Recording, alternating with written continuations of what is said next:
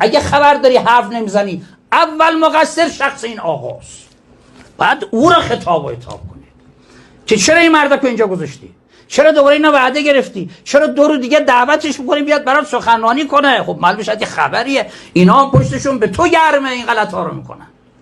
اگر همین لفظ رو کسی برای تو گفته بود الان بود، چرا بازی میکنید با دین مردم؟ چرا با اینا برای خودتون بده. ما نصیحت کردیم ایشونا، دوباره هم میگیم اینا برای رفتن خودت داره تصریح میشن، چون وجود مقدس قمر منیر بنی هاشم غضب کند پس گردنی بزنه معلوم نیست کجا بیفتید شما.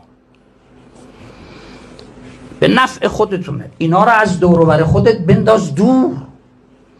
عزت و آبرو اون عزت و آبرویه که مهدی آل پیغمبر بده. این که 4 تا مزلف پارچه به سر بیان گریه کنن و کرامات برات درست کنن، اینا به درد تو نمیخورن.